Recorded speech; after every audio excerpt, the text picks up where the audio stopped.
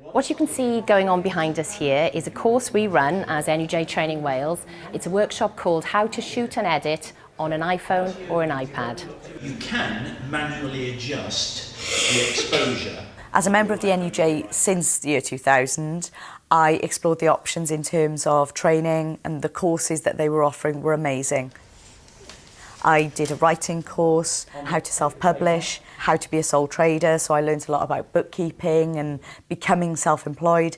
But a game changer for me was the How to Shoot and Edit on the iPad course. The media landscape has changed out of all recognition, but the media industry is a really important part of the Welsh economy, so it's doubly important that we're able to provide really good training to make sure that we boost that sector.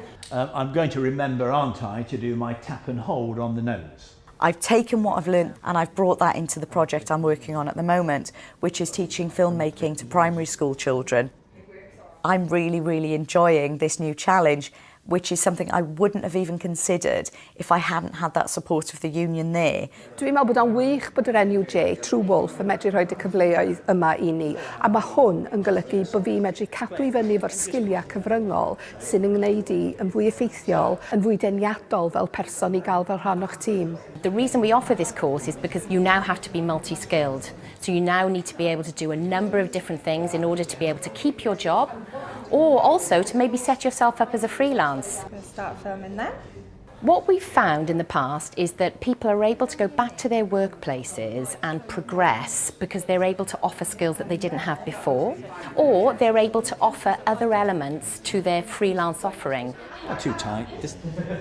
You do it just the last step. So the great thing about the Wolf funding is that we're able to offer quality, state-of-the-art, accessible, affordable training here in Wales. The training's on their doorstep.